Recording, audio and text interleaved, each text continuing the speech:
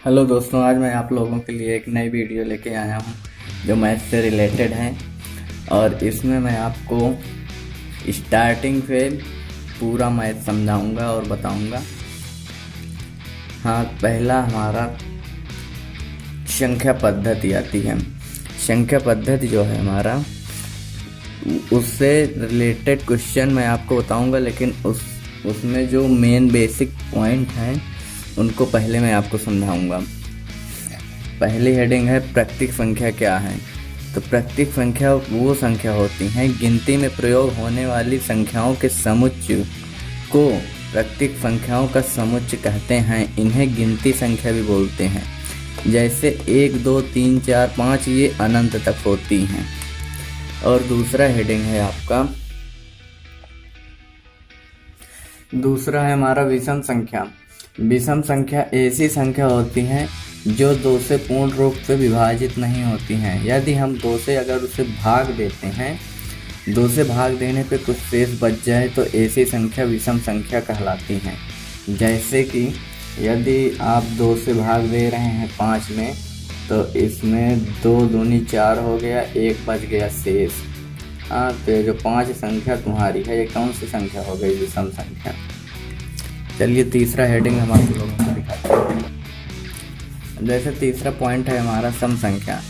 सम संख्या वो संख्या, ऐसी संख्या जो 2 से भाग देने पर पूर्ण रूप से विभाजित हो जाए और शेषफल 1 भी ना बचे, शेषफल 0 हो, ऐसी संख्या सम संख्या कहलाती हैं।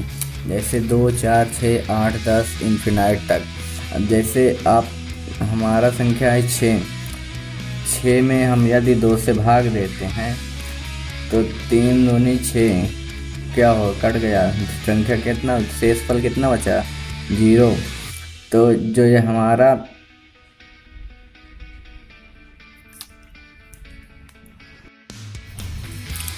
चौथी हेडिंग है वो हमारी भाज्य संख्या। इसे यौगिक संख्या भी कहते हैं। वे पूर्ण संख्या जिनके स्वयं और एक के अतिरिक्त भी गुणनखंड होते हैं भाज्य संख्या कहलाती है, और इन्हें यौगिक संख्या भी कहते हैं। तो हमारा जो भाज्य संख्या होता है, इसका एक भी गुणनखंड होता है।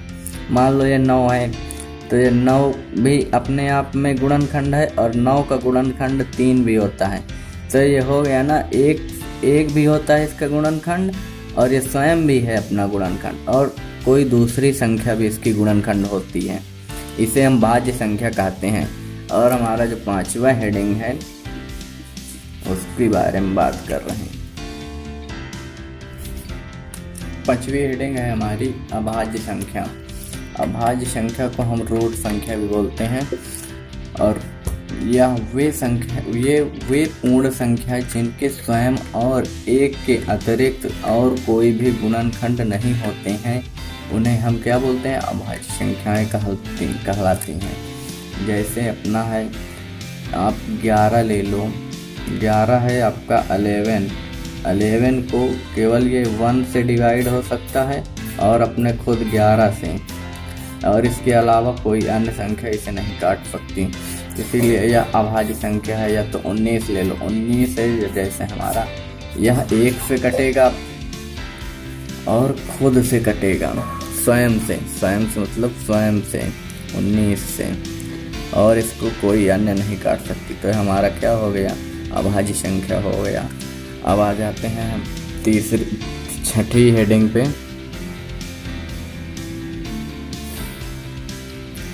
छठी हेडिंग है हमारी पूर्ण संख्या।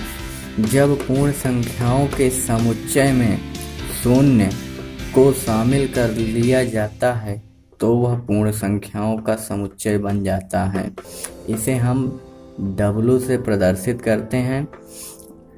जैसे हमारा W बराबर माने पूर्ण संख्या बराबर 0, प्राकृतिक संख्या जो है उसमें आप 0 को ऐड कर दीजिए तो यह हमारा हो जाता है पूर्ण संख्या। अब 0 लगा के इन्फिनाइट तक 1, 3, 4, 5, 6, 7, 8 अनंत तक ये जाएगा। इसे हम पूर्ण संख्या बोलते हैं। 7वीं हेडिंग है हमारी परिमेय संख्या। ऐसी संख्या प्रमेय संख्या वह संख्या ऐसी संख्या जो p/q के रूप में निरूपित की जा सकती है, जहाँ p व q पूर्णांक है। p और q हमारा एक पूर्ण संख्या होगा, कोई भी संख्या, दोनों का कोई उभयनिष्ठ गुणनखंड नहीं होता है तथा q बराबर नॉट इक्वल टू 0 है। यह परिमेय संख्या कहलाती है। इसे q से निरूपित किया जाता है। जैसे 4/5 ये हमारा क्या है, एक परिमेय संख्या है। 1/2 ले लो, 3/6 ले लो, ये सब हमारे क्या है, परिमेय संख्या में है। मैंने जो भी बटा में आ जाए तो वो हमारी परिमेय संख्या कहलाएगी।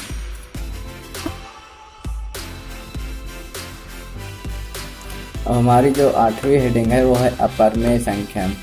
ऐसी संख्या जो परिमेय नहीं हो वो अपरिमेय संख्या कहलाती है। माने जो संख्या जो परिमेय ना हो वह अपरिमेय संख्या कहलाती है। जैसे 1/2 ये क्या है, परिमेय है, लेकिन अगर यही में √2 हो जाए ये तो क्या हो जाएगा, अपरिमेय संख्या हो जाएगी। तो इसीलिए √2 और पाई ये दोनों अपरिमेय संख्या की श्रेणी में आते हैं।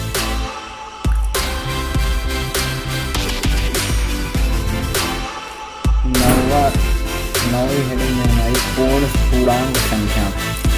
पूर्णांक संख्या वह संख्या जब पूर्ण संख्याओं के समुच्चय में ऋणात्मक चिन्ह के साथ प्राकृत संख्याओं को भी शामिल कर लिया जाता है, तब पूर्णांक संख्याओं का समुच्चय बन जाता है। इन्हें I या Z से प्रदर्शित कर सकते हैं। तो मैंने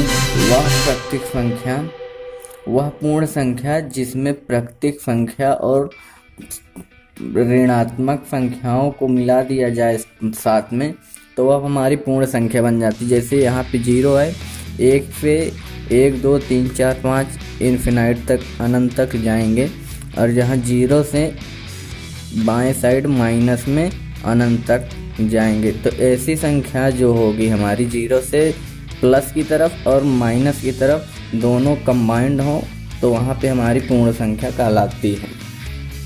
तो दोस्तों, आपको मैथ से रिलेटेड वीडियो इसी तरह के देखने के लिए और आगे भी आने वाली न्यू वीडियो के लिए आप हमारे चैनल को लाइक करिए, शेयर करिए और चैनल को सब्सक्राइब करके बेल आइकन दबा दीजिए, जिससे आने वाली वीडियो आप लोगों को सबसे पहले मिल सकें। Thank you.